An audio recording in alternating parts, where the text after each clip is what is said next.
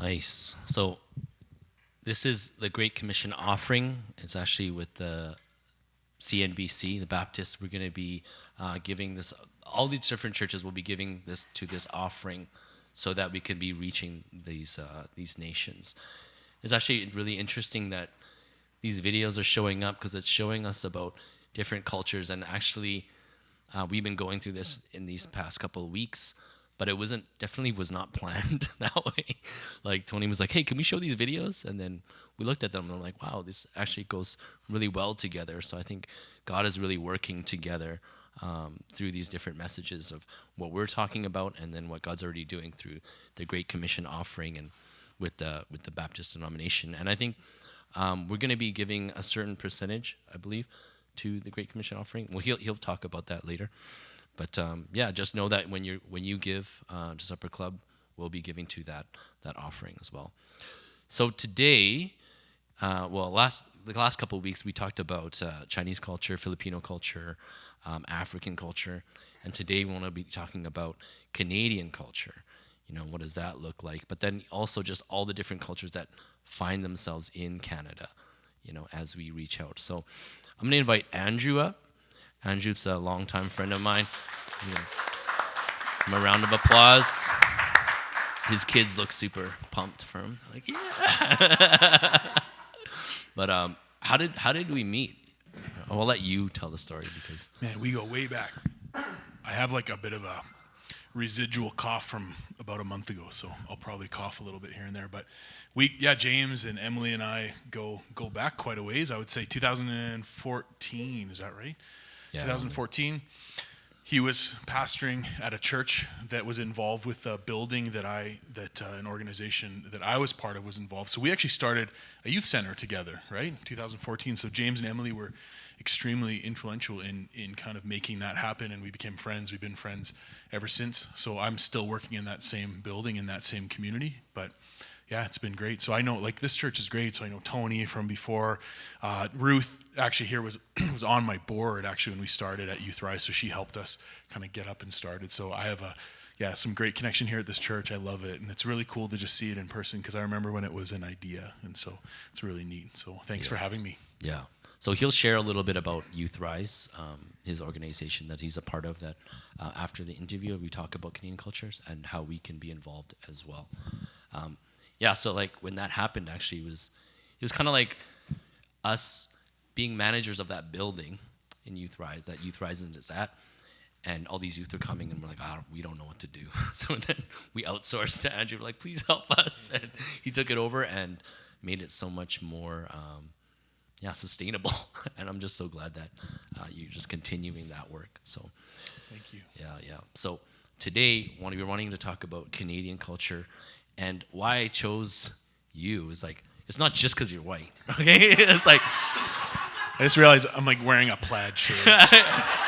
Got a mustache. Just saying a bunch, No, it's also because you're not just reaching out to your own demographic. You're reaching all these different cultures. Like when I go to Youth Rise, I'm like, there's maybe 5% white people there, 0% Asian. There's a few. We got a few. Is there a few? Okay, anyways, but mostly it's all these different cultures. So that's why I'm just thinking about, as a Canadian, what does it look like to be reaching all these different cultures, right? But to start off, like, just thinking about Canadian culture, what does that even look like? I think something that was interesting to me, another pastor I was talking to, a lot of people just make it synonymous with American culture of the States, and like a lot of things that would be like, oh, it's ministry for the States, and then adapt it to Canada. But Canada is so different, right?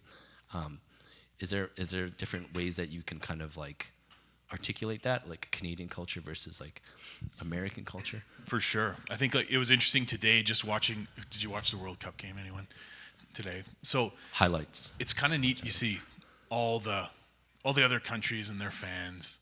There's such like a national pride and a national like identity, and it's hilarious watching the Canadian fans because we don't know what it is, and so there's some Mounties dressed up. There's some guys wearing like fur hats.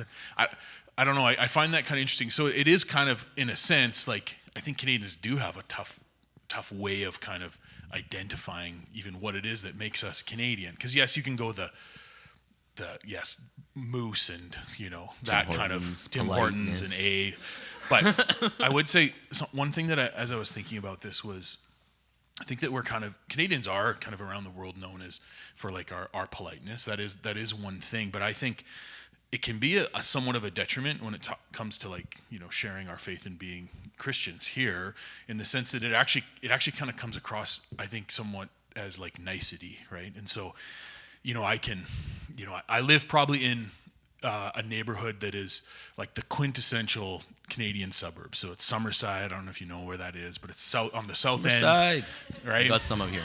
Yeah. So it's in the south side of the city, and it's just like, the houses look all the same and everything. And there's this measure of, yes, I know my neighbors and we're nice, and you walk in and you say hi and everything. But it's like, I think in Canada we just love our own space. I don't know if that makes sense. So we like kind of retreat to, this is mine. Like I'll say hi, I'll get in my door, and then this is my space, this is my house. The fences, and like, a ball goes over, well, that's our ball, so throw it back, like that kind of strange thing, privacy screens. So there's a bit of nicety going on, like we're congenial with people, but I think Canadians have a really tough time kind of really embracing what does community look like, what does it mean to kind of be self-sacrificing to give to community. And so yeah, I see that sometimes. So there was a bit of a kind of major contrast when I was living in Summerside and in suburban scenarios for my life growing up, and going into the community that we're currently in right now, which is north of Melbourne. So if you know that area, right next to us is multiple housing complexes that are high density, low income housing primarily for new Canadians and refugee Canadians. So a lot of African Canadians there, Canadians from Middle East, and a lot of immigrants. And so I saw this major contrast of, there's kids just everywhere, right? It's in the afternoon, going into the evening, and there's some measure of like, it's done out of necessity because mom and dad are generally working a couple jobs, and so the kids are kind of left to their own. But there's a beautiful picture kind of communal living that I thought was really neat in those communities, where like the older kids are looking out for the younger kids, and they're making sure that they're okay, that they're safe. There's neighborhood moms that would say like, just come over to our house. Kids they open their house up. If kids need food, kids can come in. If they need to get out of the cold or out of the heat, they come in. And I think that's pretty neat. There's some dangers obviously to that side of things, which we experience, but there's some beauty in that, and I don't really see a whole lot of that in kind of like mainline Canadian culture. So I would say that, and just highly individualistic for sure. Very much so, like, I'm going to build my life around the things that I like, and let people into my life that like those things. So a little bit of that. So it can be a challenge for sure sometimes when it comes to sharing our faith. Yeah. I remember when a friend from the UAE came back to Canada, they were sharing about their communal living. If you show up at someone's door, it's expected that you're going to get invited in, and you're going to have tea, and then probably stay for dinner. And I was like, man, if I was a host, or if I owned that house, I don't know if I could do that, because, in a sense, I'm pretty Canadian, where I'm like, someone shows up at my door, I'm like giving them maybe 2 minutes max, or like 5 minutes max. I'm not inviting them inside for tea or inside for food, right?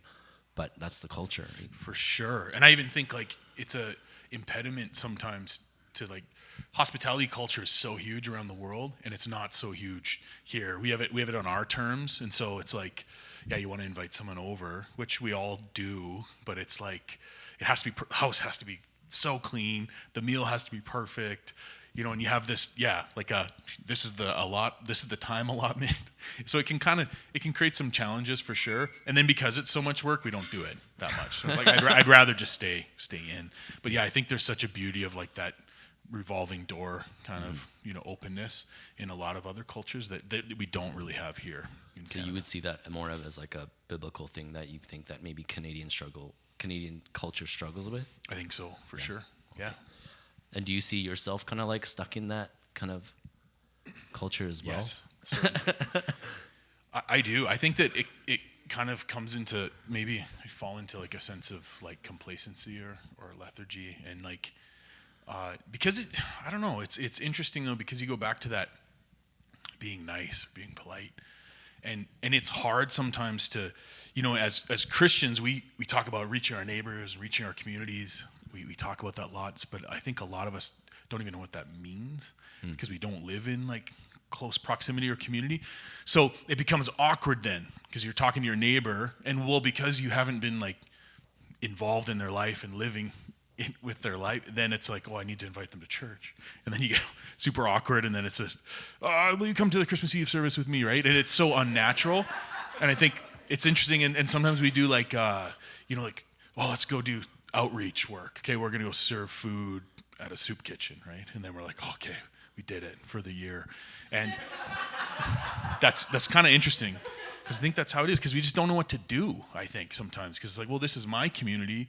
I know there's need out there, but I don't know what to do. Like, and so I think I really do think God's call to us is just to be so ingrained in the communities that we're in. And so I get challenged. My autopilot is to just be complacent and, I worked hard today. I'm going to go home and watch Netflix or whatever. And so I think that, Jessica, this is my family, by the way. My wife, Jessica, we've been married for this summer 18 years. And then we have 3 boys, 13, 11, and 8. And so, yeah, it's pretty fun. But we talk about it often. What does it mean to like just care for and love our neighbors?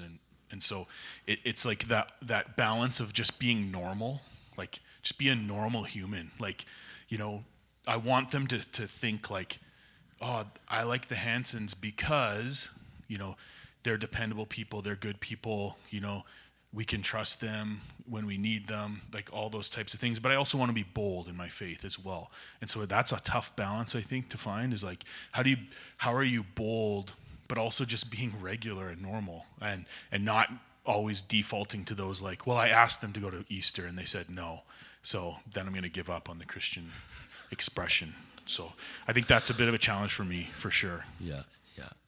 Have you kind of like, because I think about that too in terms of my community, my neighborhood. I'm like, what does it look like to love my neighbor, right?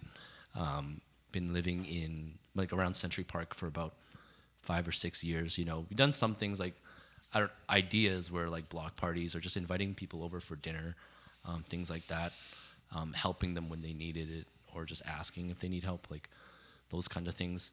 I remember one neighbor, her husband got into a crazy car accident, and we just offered to pray for them, and then just be able to pray for them on that spot that one time. And that was kind of like, that's kind of like my journey. What your journey kind of look like with loving your neighbors in your community? No, that's good. I think that it sometimes is just, I really genuinely feel like it's just taking off any sense of preconceived, like we put things on people, we project like even judgment on people when they're not following Jesus. Why on earth would we expect them to live a certain way?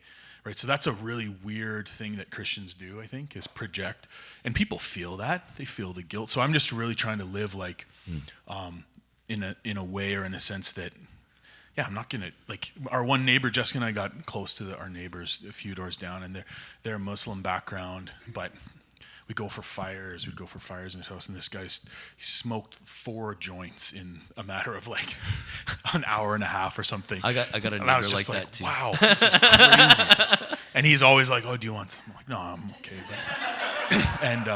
But just being like present there, and I really love hanging out with this guy. Like he's like, and it's not conditional on like, oh, if he says no to my, coming to Easter, I'm gonna stop being friends. It's like, I just think I'm called to just be like friends with him, to be a neighbor, and so I think that's pretty important. I think no matter what the outcome, it's like just be loving, be caring. I think Jesus calls us to do that, to be light in places, and it doesn't always. We always, as evangelicals, twist it into like, well, what's the play?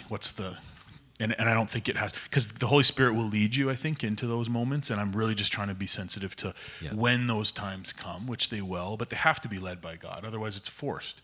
So, anyway, so yeah, that balance. That would be one, I would say. And there's numerous neighbors, but I'm really trying to I think of it all the time, and also not to let guilt drive me, because sometimes I'm like, oh, I'm not doing a good enough job, and then I just give up, which is not good either. So you said one of your neighbors is Muslim, and just thinking about like, yeah, my neighborhood is very multicultural. Canada is very multicultural, and as you see Canada being a multicultural country, how do you feel like those different cultures has an impact on Canadian culture? I think it's like, yeah, it's a beautiful thing. I really genuinely believe that. I think it had been decades and decades and decades of Canada being pretty homogenous, being like pretty white, right? Especially if you think of Christianity, in like the 50s or 60s, right? It's like a white guy with a suit, with a microphone, like a Billy Graham is like that's what you think of, right? And I think it's such a beautiful thing, honestly. We go to Hope City Church. So I had pastored there for years before, and we're still involved there. My wife works there. And we were there just at a worship service on Saturday night, last night. And they had about 15 baptisms as well. It was just such a beautiful thing, seeing, like, it almost seemed like every single person that was baptized was part of a different cultural representation, a cultural group from the Middle East, from, South Asia, from Southeast Asia, from Central America. It was really, really cool, the Caribbean. And so everyone getting up, and like they're really proud of like where they're from, and there's different expression, and that's a beautiful thing, is like it's not like everyone just is one. We're individuals that are one, and so there's this commonality of like they're all submitting their lives to Jesus, and it was just such a beautiful picture, I think, of the kingdom, and we get to see that. And Canada's super unique in a lot of ways, but I think it's just a beautiful, like, just collection of these cultures, and it strengthens the church in so many different ways. And so I think that like people think that Christianity, like there's a common thought that, like in popular culture at least, that Christianity is like a white religion, right? A Western white religion, and that couldn't be further from the truth. Christianity was raised in the heart of the Middle East. Really? Yeah, it was. Can't believe it. Like Jesus actually did not probably look like me. And I think that's just an interesting thing of like there's so much unlearning that has to happen. And I think that, Christianity is such a global religion, and here it's just such a small little piece of what's happening globally in Christianity. And so I think undoing that even notion that we hold the keys to like Christianity, such a weird false narrative. And I love the fact that like we're doing unlearning, we're doing learning as new cultures come here and bring their own expression, right? And their passion too, which is also something that is super exciting. I kind of think this is like I've read, read a lot of Barna. You read some Barna. You guys read Barna. A lot of Barna research. He loves Barna. Yeah. I'm convinced that kind of the next, Christianity's on the decline. Churches are closing down. You hear it all the time, right? I don't think that's necessarily a terrible thing, because like when we face a bit of resistance, I think that's the time when the church really kind of rises up. And I think the next kind of wave, personally, is going to be led by visible minorities, by immigrant groups. I really genuinely think that, like leading the rest of Canada towards Jesus. I fully believe that, and I see that because there's passion that's sometimes not there in the like majority white churches. So. But you still go to Hope City? I still go. But I will say, it's true. But even Hope City, I would think is probably almost 50% of Hope City now are visible minorities. Yeah, Whereas like when I first started, it was not that way. It was still a German branch church. But yeah, it's definitely that way. So it's exciting to be part of this and to see it play out. Yeah, definitely. I think that's really cool. I was talking to Emily about this a little bit, about the multiculturalism of Christianity, and just thinking about like Heritage Days. I'm like, if that was just like about Jesus, that'd be so amazing. You know what I mean? And I love what you're saying about, minorities possibly leading the next generation. I think that could be really exciting. What I don't like is that narrative of like, a certain group have the dominance on this religion or this belief or this Christianity. I remember I was talking to someone, and he was talking about American culture, or just like the theology of America, and it's like, oh yeah, all these other countries, they have a theological poverty.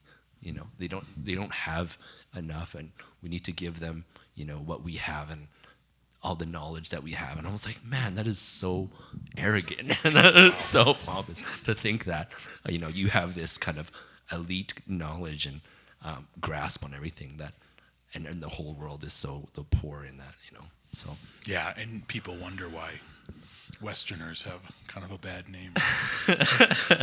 Honestly, it's pretty I'm gonna switch gears a little bit, but this is pretty. And I know you talked about this to me already, so but it's a tough question, because in a sense, like, Canadians, and specifically white men now in 2022 are portrayed negatively in a sense, right? It's like, how do you feel that impacts your witness as a person? How do you fight those kind of like those narratives, or like this white savior complex? Mm-hmm. I think I have like two words kind of came to mind when you asked this question, and I think these are two guiding principles that I try to live by. But the words of just education and empathy. And so I'm fully aware, like fully aware that basically every strike that I could have against me, I have against me. Like, I'm a Christian, I'm white, I'm a male, I'm heterosexual, right? So like my voice becomes like just increasingly drowned out by like, especially when by more maybe like left-leaning or secular culture. And so I fully acknowledge that, but I don't get upset about that. I also think that this topic, even about like white privilege or white, it becomes it's like political fodder, right? It's like people use it on either side. And so like on maybe some far left leaning, so well, every problem that has ever existed in the world is the fault of the white man, that it rests on his shoulders.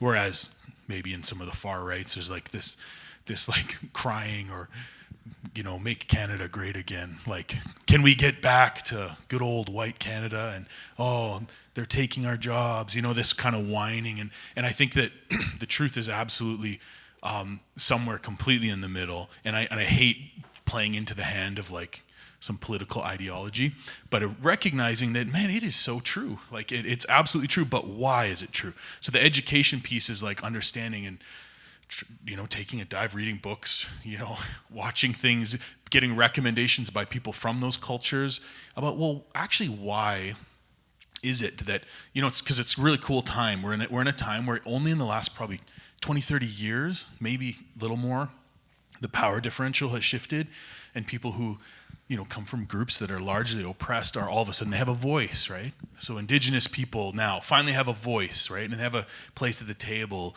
and especially in the US, but even here too, but like Black Canadians, Black Americans finally have a voice at the table when they've been like historically marginalized for so long. And so it's understanding the history of that. Yes, white Canadians, white Christian male Canadians were largely to blame for putting the residential school system in place. That's just a reality. That doesn't mean that all white men are evil. Yeah. Do you know what I mean? So like, why is this? So there's a anger, and there's a righteous kind of anger, I think, from those groups. But I have to acknowledge that and understand that's the education piece. And then the empathy piece is just trying to get inside the head of someone and be like, well, I can see why you're angry.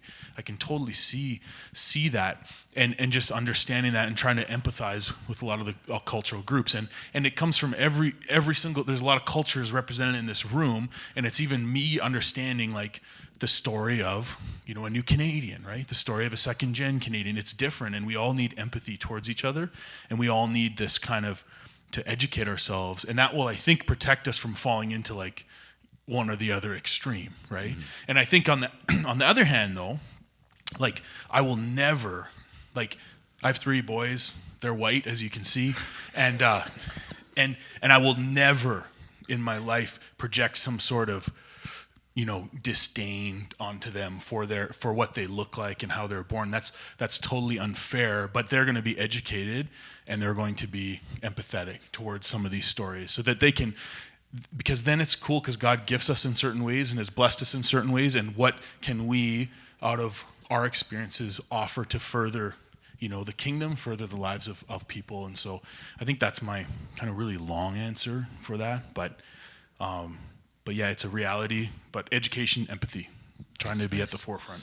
No, I think when I come to Youth Rise, I see the way that you're received, and it's like people love you. I'm like, wow, how is it that like that could happen? Like, how are you doing this by, reaching all these different cultures, and that they're willing to receive you and just love you? I think you're doing a great job. So thank you. I commend you in doing that. And it's funny because that how many, even up until recently, every movie was about inner city Chicago, and there's a white middle-aged teacher. She's the only one that can save them, right? And it's like, is that Dangerous Minds? Is that yeah. Okay. But also, like there's a lot of other ones, and that's just. But we keep seeing that over and over again. That white savior narrative play out.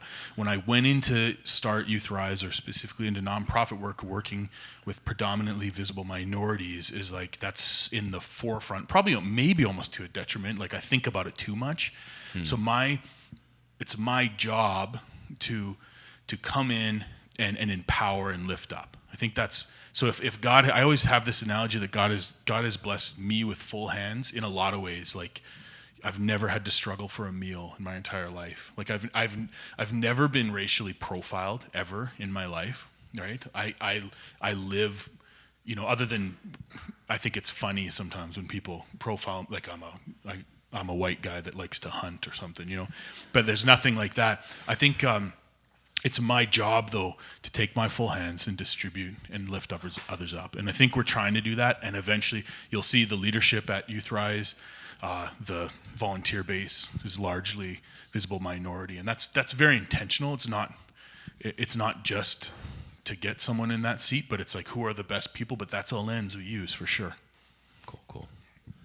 That's awesome. Yeah, you have one guy, like Carlos, right? Carlos, yeah. Yeah. He's not a white guy. No, that's good. When you think about Canadian culture, I mean, I asked this for different cultures as well, but are there any like scriptural passages that come to mind for you when you think about Canadian culture? Yeah, this one, and everyone's kind of heard this too from Paul. 1 Corinthians 9, 22 to 23. I just think there's such a deep connection to what he's saying to how we can apply it now, today. And just, I've become all things to all people, that by all possible means I might save some. I do all this for the sake of the gospel, that I may share in its blessing.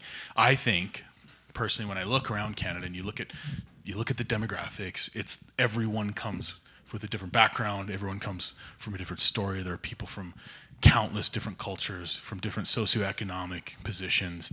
And so for us, living as Christians in Canada right now, it's imperative to understand cultures and to become all things to all men, because you can't take that, like the colonial approach of I'm going to overpower you into believing my version of Jesus is so, I mean, it hasn't worked clearly, and it leaves an absolute wake of destruction, right?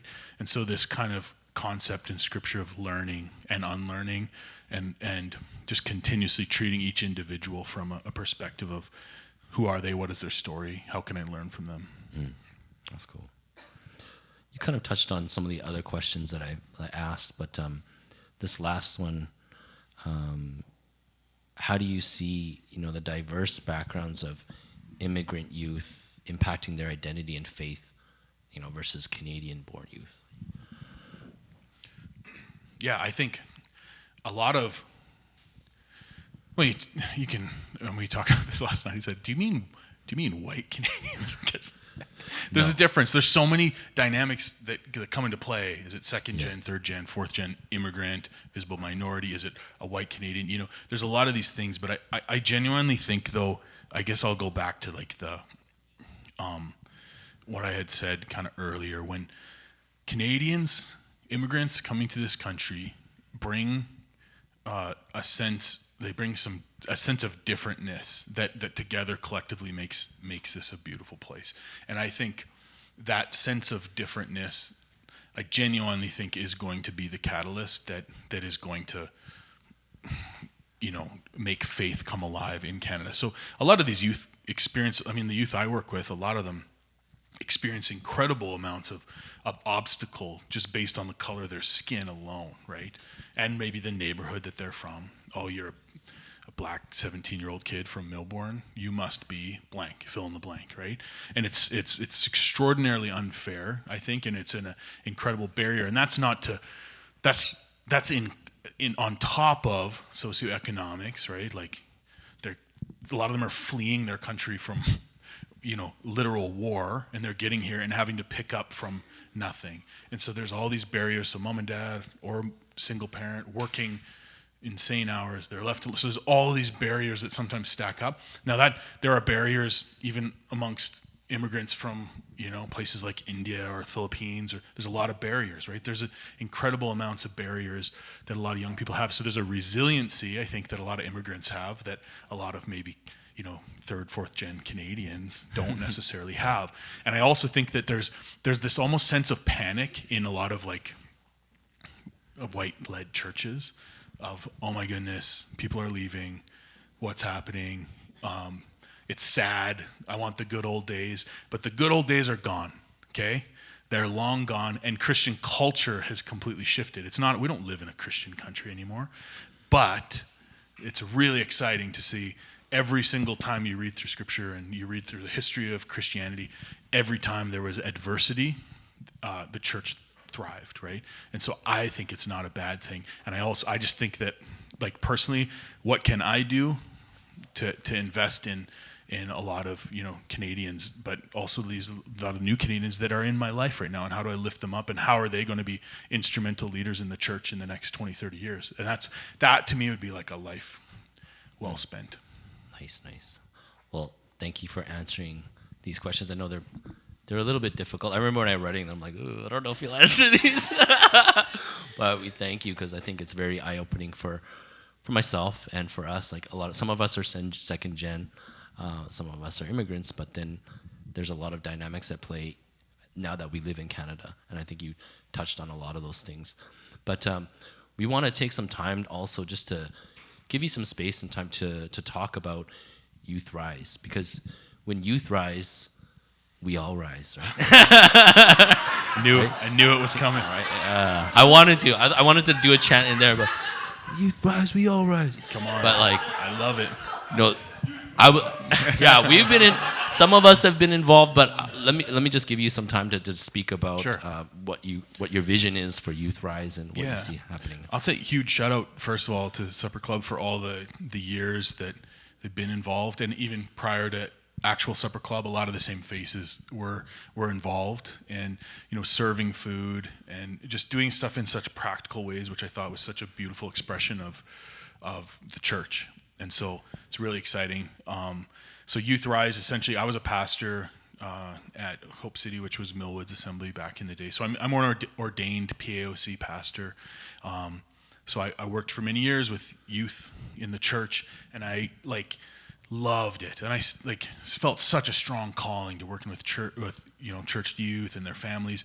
But there was this kind of growing sense of maybe uneasiness that I had in my spirit when you'd have these amazing youth nights and hundreds of kids, and you're doing ministry time, praying for kids, and it was really fun. And then I'd drive home and see groups of wandering kids, 20, 30 kids. They don't care that we just had church, and they're not going to come, and no one's reaching out to them, and they're so lost, they don't know their left hand from their right hand. And I remember, I'd sit in on some meetings with the police and with these interagency meetings, and they'd continuously talk about, man, young people in Millwoods, what are we going to do? There's crime spiking, there's this.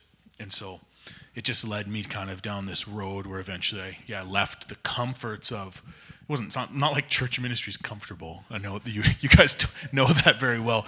But for me, it was leaving this thing that I thought I'd be in for the rest of my whole life.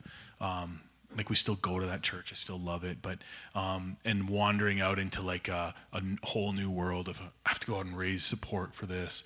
There's this dream. I really felt God just being there's not a whole lot of people doing that.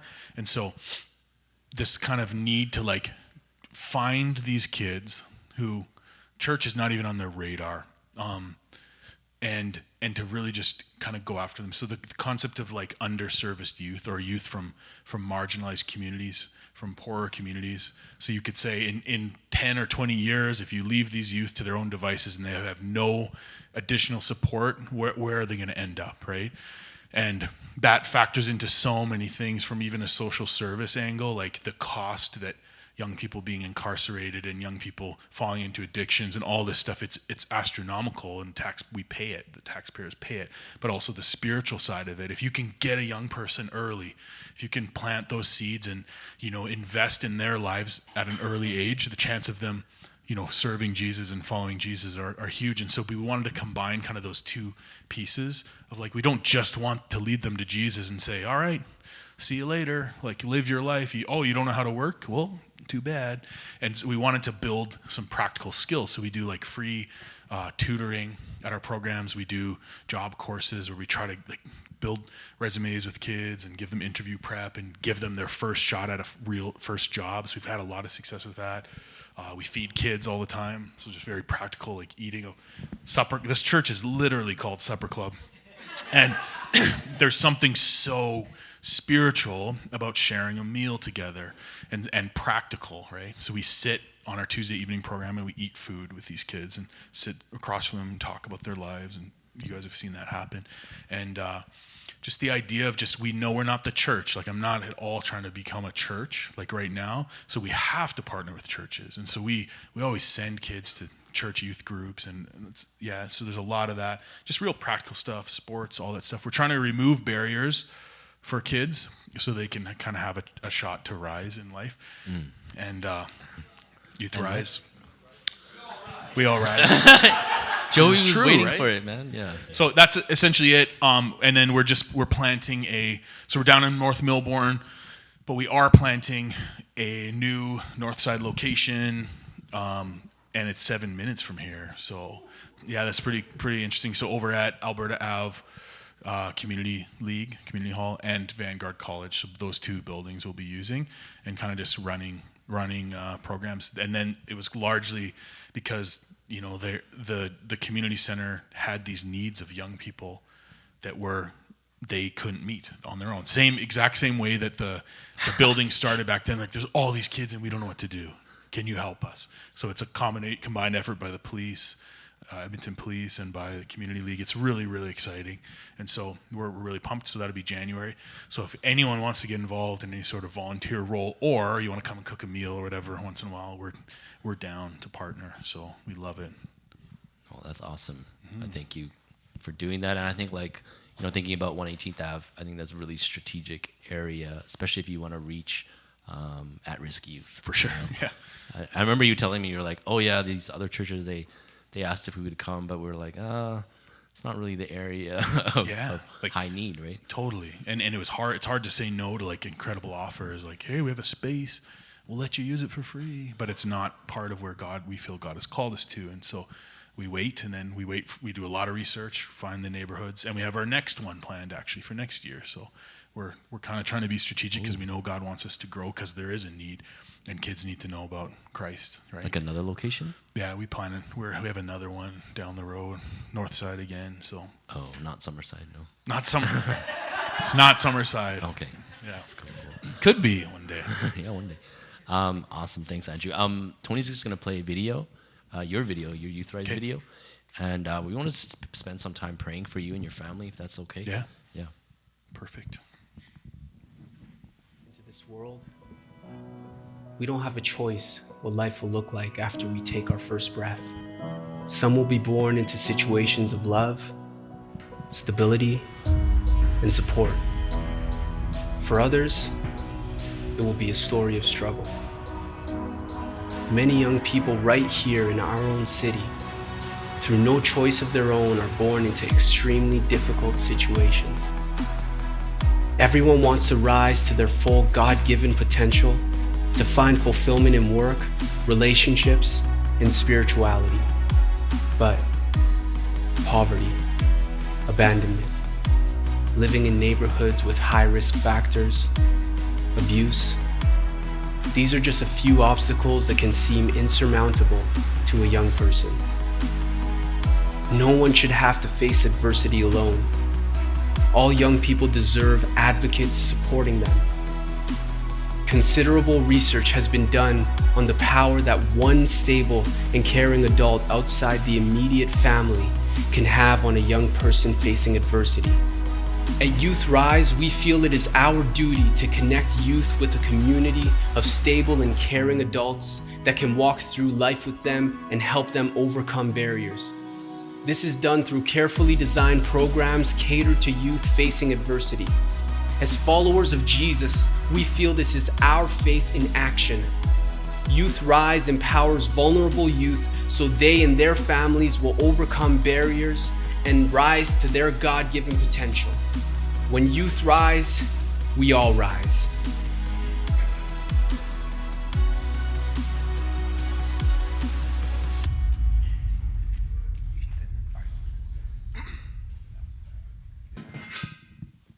All right.